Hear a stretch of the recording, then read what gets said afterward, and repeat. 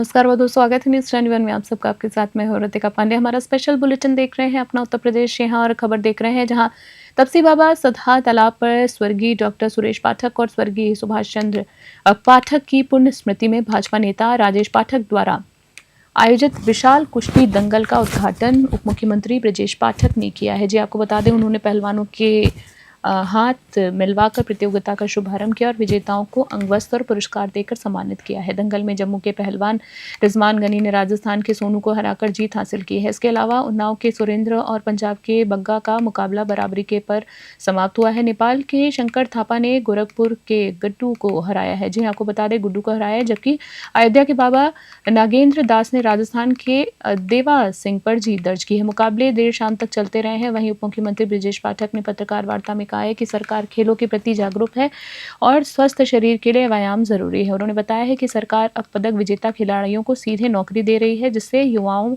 में खेलों के प्रति और भी ज्यादा उत्साह बढ़ रहा है। हरदोई से अनिकेत कुमार की रिपोर्ट। नहीं, पूरे देश के पहलवान आते हैं, नामी गिरामी पहलवान हिस्सा लेते हैं और ये बहुत ही ऐतिहासिक दंगल है। आज मैं ऐसे दंगल में आए हुए सभी अपने कुश्ती प्रेमियों का, पहलवानों का हृदय की गहराई से स्वागत करता हूँ, अभिनंदन करता हूँ। हमारी सरकार लगातार खेलों को बढ़ावा दे रही है और रेसलिंग तो वैसे भी बहुत ही महत्वपूर्ण गेम है।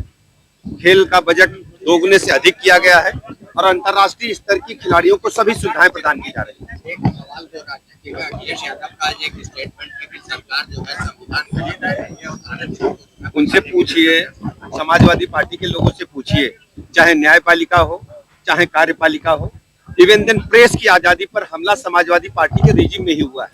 आज जो हम माननीय न्यायालय में सीआरपी देखते हैं, ये समाजवादी पार्टी की सरकार में ही सीआरपी लगना प्रारंभ हुआ था। हाईकोर्ट पर भी हल्ला बोल किया था और प्रेस पर भी हल्ला बोल इन्हीं लोगों ने किया था।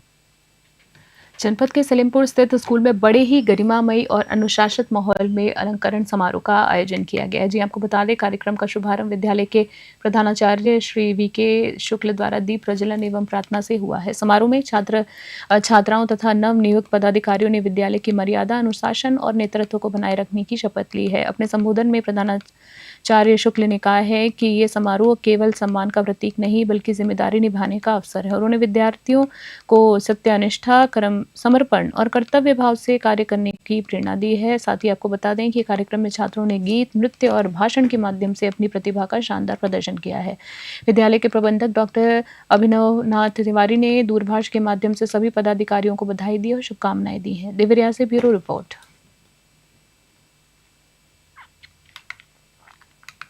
जिले के कोतवाली देहात क्षेत्र में करवा चौथ की खुशियां एक पल में मातम में बदल गई हैं। जी आपको बता दें, नवीपुरा निवासी विवेक लोधी की शुक्रवार देर शाम आईटीआई के सामने सड़क हादसे में दर्दनाक मृत्यु हो गई। जानकारी के अनुसार विवेक गुड़गांव स्थित एक पेट्रोल पंप पर नौकरी करता था और करवा चौथ के अवसर पर घर लौट रहा था।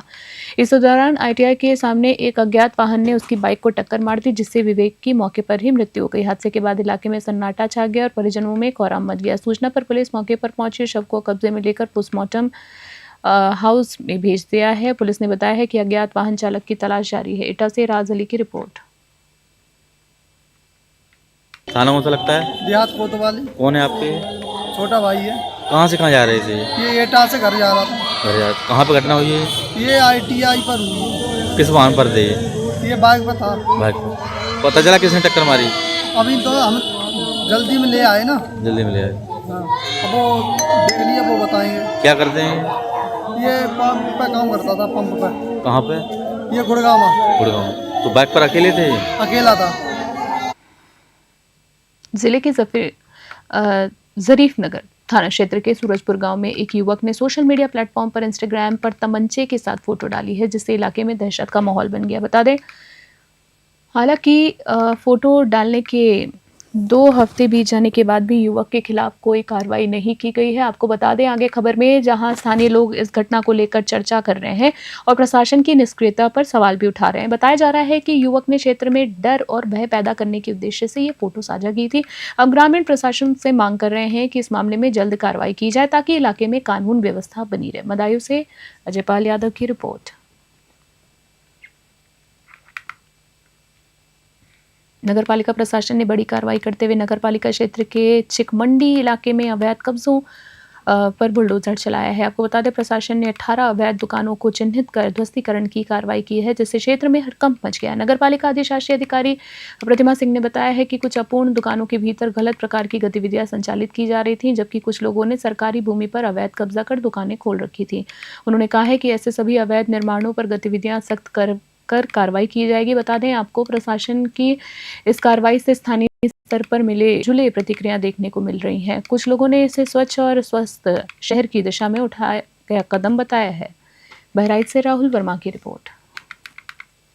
नगर पालिका परिषद के परिक्षेत्र में चिक मंडी के बाद ये दुकानें बनी हुई थी, पूर्ण नहीं थी, कंप्लीट नहीं थी और इनके आगे कुछ अवैध कब्जा था। तो अवैध कब्जा हटाते हैं जो अपूर्ण दुकानें हैं जिसमें कुछ अराजक तत्वों द्वारा कुछ गलत प्रकार की गतिविधियाँ की जाती हैं, उसके लिए कितनी दुकानों पर कार्रवाई की है?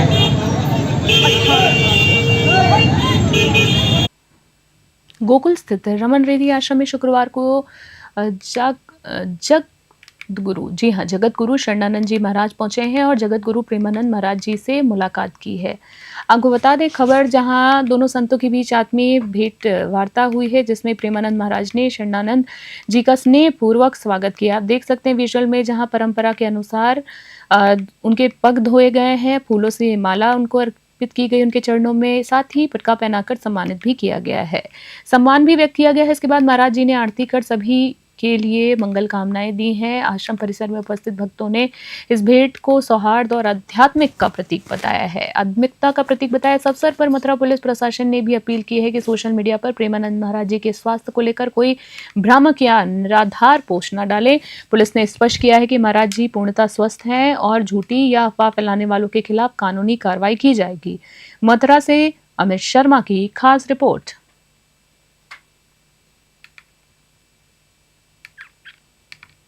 खबर देख रहे हैं जी। आपको बता दें जहां पर शहर के गोविंद नगर मोहल्ले में शुक्रवार देर शाम शुक्ला आटा चक्की के सामने वाली गली में स्थित एक खाली प्लॉट में रखी फलों की प्लास्टिक कैटरों में, जी हां, क्रेटों में अचानक से आग लग गई है। कैक्टस जो थे देख के आपको बता दें जलकर खाक हो गए हैं, आसमान छूने लग गई आग और पूरे इलाके में अफरा तफरी का माहौल बच गया। साफ तौर पर विजुअल में आप देख सकते हैं आग कितनी भयंकर है। वहीं स्थानीय लोगों का कहना है कि आग संभवतः किसी पटाखे की चिंगारी से ही लगी है, जिससे प्लास्टिक की क्रेटों को तुरंत अपनी चपेट में ले लिया है। सूचना पर सदर कोतवाल राजकुमार सिंह पुलिस टीम के साथ मौके पर पहुंचे और खुद मोहल्ले वासियों के साथ मिलकर आग पर काबू पाने का प्रयास किया है। कोतवाल की तत्परता से बड़ी दुर्घटना टल गई।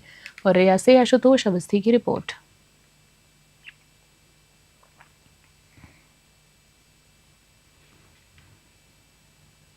खबर देख रहे हैं जहां को बता दें ब्रज तीर्थ देवालय न्यास के तत्वाधान में आगामी 15 अक्टूबर को श्रीजी बाबा विद्यालय गोवर्धन रोड पर शाम 3 बजे से 6 बजे तक अक्षत महोत्सव का भव्य आयोजन किया जाएगा।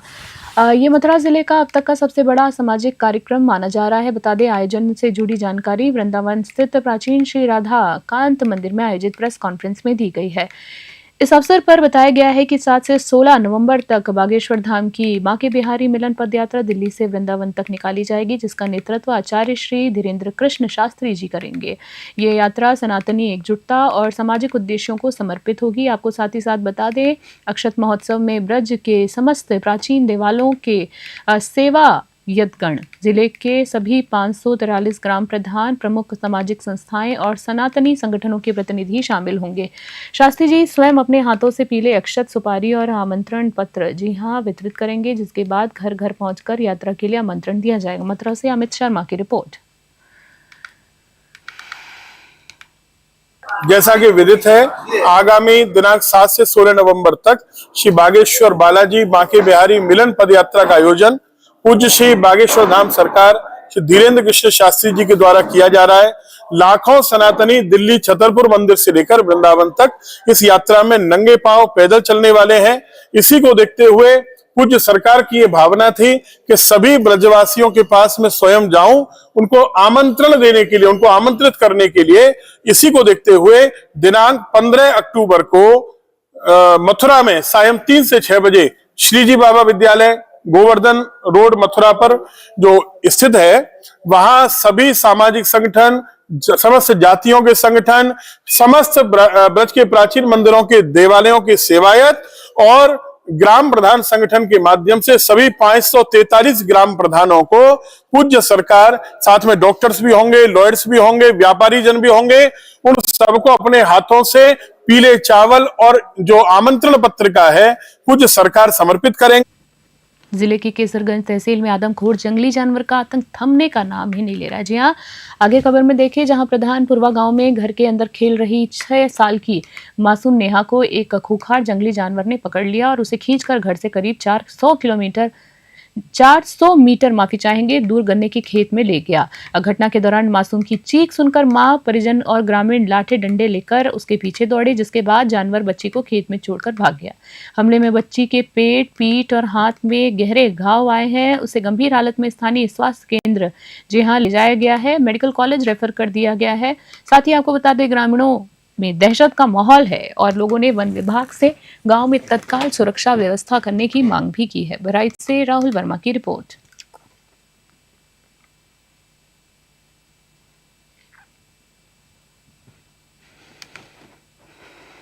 जिले के दरगाह थाना क्षेत्र के सरिया मिल इलाके में शुक्रवार देर शाम एक दर्दनाक सड़क हादसा हो गया है। जानकारी के अनुसार बात करें तो 2 युवक बाइक से बाजार पेट्रोल टंकी में तेल भराने जा रहे थे, तभी अचानक एक अज्ञात वाहन ने उनकी बाइक को जोरदार टक्कर मार दी है। टक्कर इतनी ज्यादा भीषण थी कि एक युवक की मौके पर ही मृत्यु हो गई है, जबकि दूसरा गंभीर रूप से घायल हो गया। आपको बता दें, स्थानीय लोगों की सूचना पर पुलिस मौके पर पहुंची और एम्बुलेंस की मदद से घायल को अस्पताल भिजवाया गया है। मृतक के शव को कब्जे में लेकर पोस्टमार्टम के लिए भेज दिया गया है। हादसे की खबर मिलते ही मृतक के परिवार में कोहराम मच गया है। पुलिस ने मामला दर्ज कर अज्ञात वाहन चालक की तलाश शुरू कर दी है। बहराइच से राहुल वर्मा की रिपोर्ट।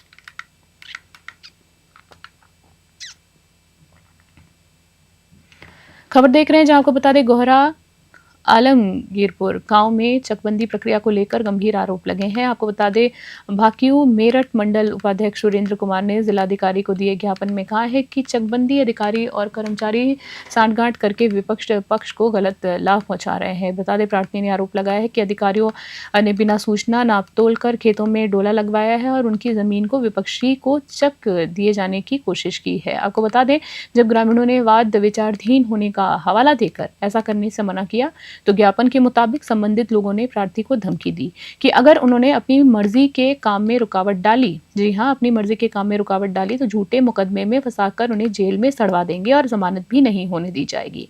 हापुड़ से मोनिश खान की विशेष रिपोर्ट। आज ही खेत नापाई का मामला था। चकबंदी में चल रहा है हमारा गांव।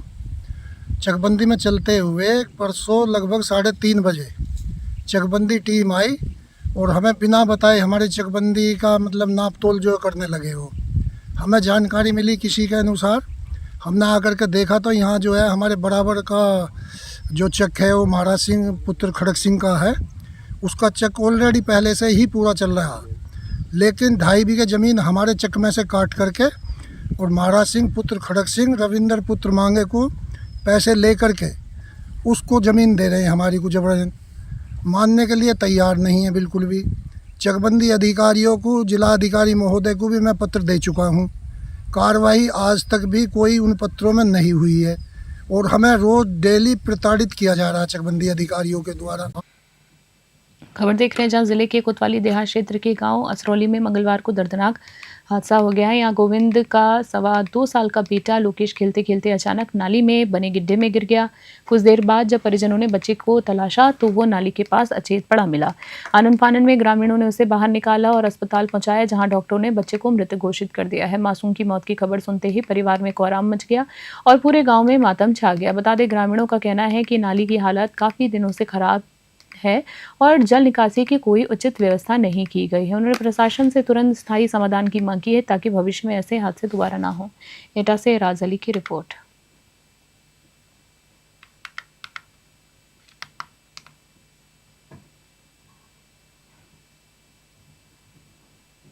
जिले के पूर्व सांसद और बाहुबली नेता धनंजय सिंह यूपी बिहार बॉर्डर धरोली पहुंचे और पत्रकारों से बातचीत की है। उन्होंने कहा है कि वह बिहार जा रहे हैं और बिहार विधानसभा चुनाव में जदयू प्रत्याशी मंत्री जमा खां के प्रचार में सहयोग करेंगे। धनंजय सिंह ने कहा है कि वह प्रयास करेंगे कि बिहार में एनडीए की सरकार फिर से बन सके। उन्होंने नीतीश कुमार के प्रति जनता की गहरी विश्वास और उनके नेतृत्व की सराहना करते हुए कहा है कि बिहार में नीतीश जी जितने विश्वसनीय नेता हैं उतने किसी अन्य नेता उनके जैसा कोई अन्य नेता है ही नहीं। चंदौली से जयशंकर की रिपोर्ट देख रहे थे आप।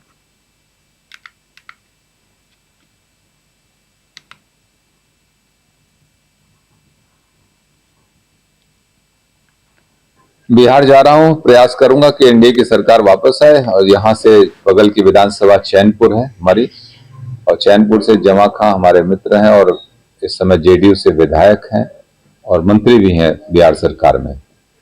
उन्हीं के चुनाव प्रचार में भी जा रहा हूं। आज सीट शेयरिंग की बात सामने आ रही, क्या लगता है सब कुछ रूढ़ी अच्छे से हो जाएगा? अच्छे से हो जाएगा। पूर्व में भी अच्छे से हुआ, लोकसभा में देखा आपने 2024 के लोकसभा में भी ठीक से ही सारे समझौते हो गए, उसी तरीके से विधानसभा में शॉर्ट आउट कर लेते हैं। जब गठबंधन होता है थोड़ा बहुत खींचतान चलती रहती है, लेकिन मामले सब जब सम विचार के लोग हैं तो हल हो जाते हैं। आप लंबे समय से जदयू में रहे हैं, क्या लग रहा है बिहार में इस बार? एनडीए रिपीट कर जाएगी।